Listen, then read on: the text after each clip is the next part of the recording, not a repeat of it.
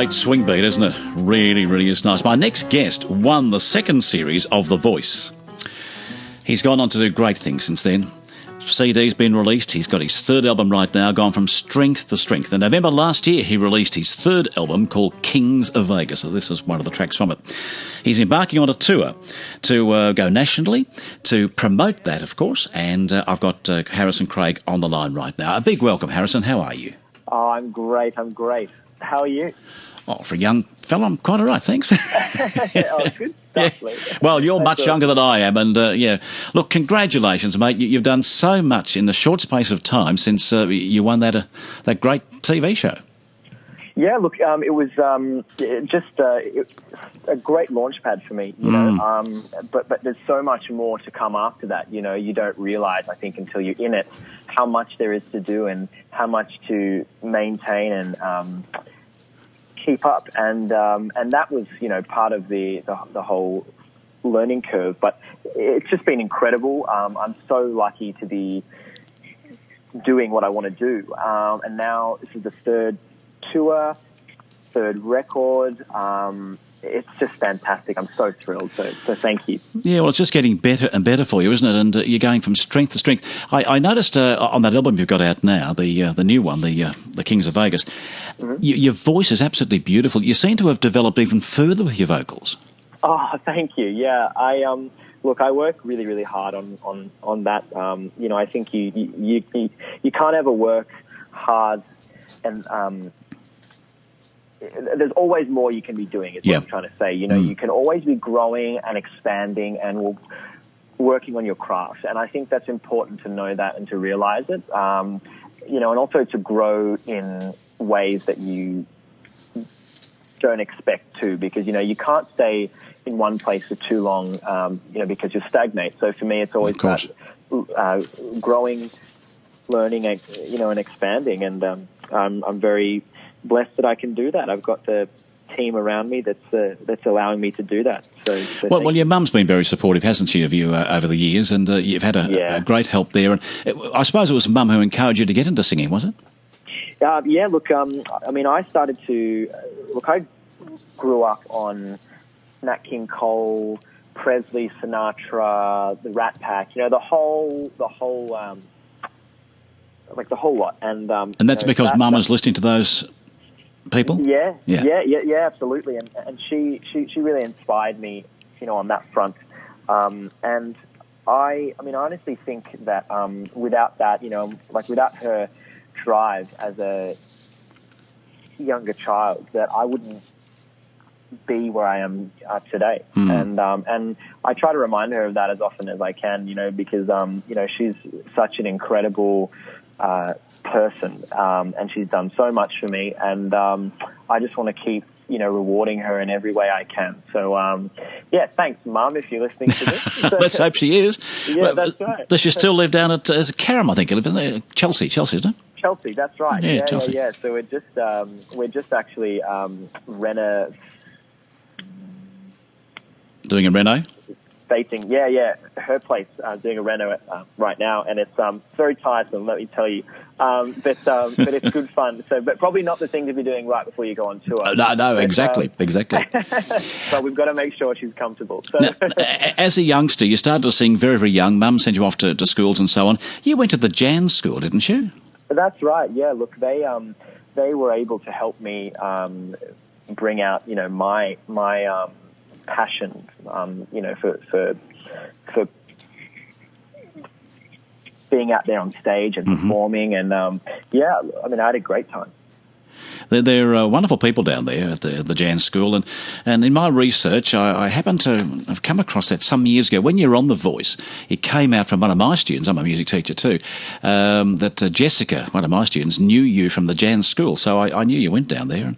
Fantastic. Yeah, Mama Jans, I think we used to call her, Mama Jans. Yeah, Mama Jans, yeah. That's right. Yeah, she was a huge part of the school. Well, she is a huge part of the school, I should say. So.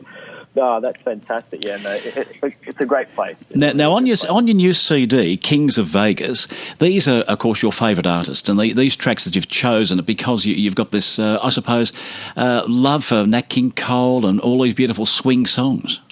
Yeah, look, I actually started with about 200 songs. Wow. Yeah, and it was really intense because I thought, how am I going to decide on 10 songs instead of 200? You know, I have to make about 20 albums. So I just went away over a period of months and months and rehearsed all these tracks and tried to work out what would work. And these are the 10 that really came out on top. And recording them was just a breeze. It was so much fun. And it's been a passion, you know. I mean, you know, I spent a bit of time in Las Vegas, and it was just really inspiring because it's where the greats created this timeless kind of picture of music and style and the attitude that they had. It was perfect. You know, it was really, really great. So driving through there and, you know, going to the lounges, the piano bars, just fantastic. You know, Did you get to perform over there? Yeah, I did a few small performances, very small, but it was so great because it was like I was walking in the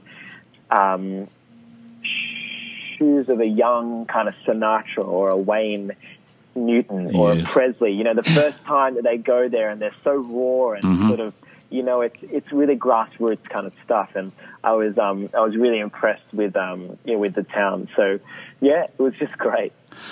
Well, it's coming across that way in your CD, and I know the tour is going to be just as good too. And you're touring right around Australia. You're opening up next week, the 5th, at Crown, a great venue. You've been there before, I think, at Crown, haven't you? I have quite a few times, and it's a great place. It is. It's just fantastic for this kind of music and for you know for all things actually. So I'm thrilled. Yeah. It's the 5th of May, Friday the 5th, next Friday at the Palms. You can book by ringing 136 100 136 100. Craig, what's next for you? You're going to be like a Rod Stewart and have Volume 2 come out?